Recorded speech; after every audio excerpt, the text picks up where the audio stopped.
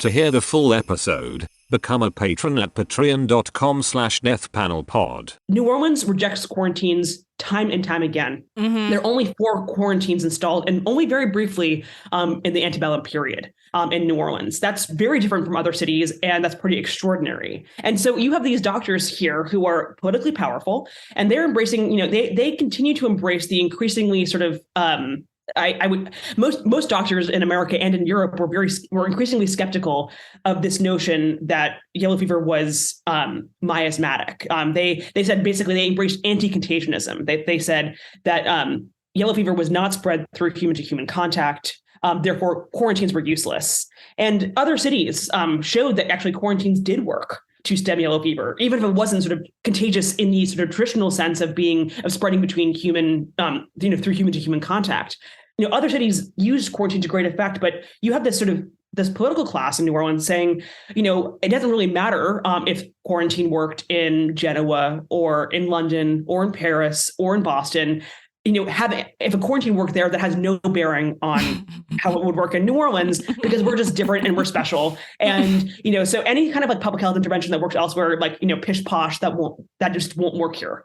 And you have this is completely ingrained into the sort of political culture of this place. It's not just apathy. It's like active, it's an active repulsion to this. And, so this chapter 5 was actually sort of, perhaps it was my favorite chapter to write of the book. This is about sort of disease denialism, and it was my favorite to write. And I started writing this before COVID, but I felt like I had sort of like had this like weird like map of like how the discourse was going to go around COVID because of this, which is that you have so the sort of culture in New Orleans becomes to essentially deny that yellow fever is a problem. Yeah. So they'll say, you'll have people who just the year before, they're writing home to their moms in Connecticut saying, I'm so scared of yellow fever.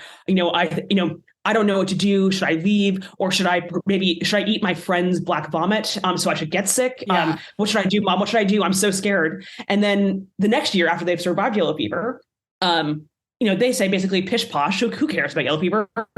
This is all, all of this sort of basically obsession with yellow fever. This is all a Northern conspiracy. This is all fake news. These are abolitionist Northerners who are trying to discredit the South. They're overplaying how big a deal yellow fever is. Trust me, it's not that bad. I've survived it. Manly, moral men do. This is just malicious Northerners seeking to discredit the South and to, further embarrass us and humiliate us on, the global stage and prove that they are better. And it's really extraordinary how the entire ethos of this city becomes, they'll be in the middle of a massive epidemic, in 1853 or 1854, when thousands of people are dying. And you see people who are saying, yellow fever's, what are you talking about, Mom? Yellow fever's not a problem.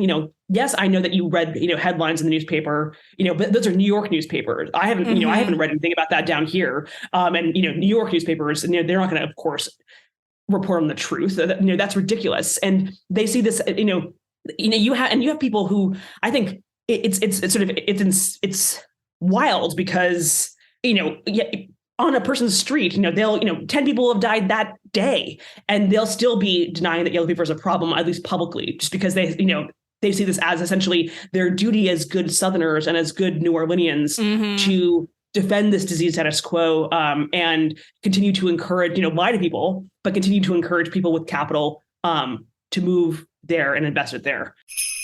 To hear the full episode, become a patron at patreon.com/deathpanelpod. You'll get access to this and the rest of our catalog of patron-only episodes, and be the first to get a new patron episode every Monday when it drops. With love, the Death Panel.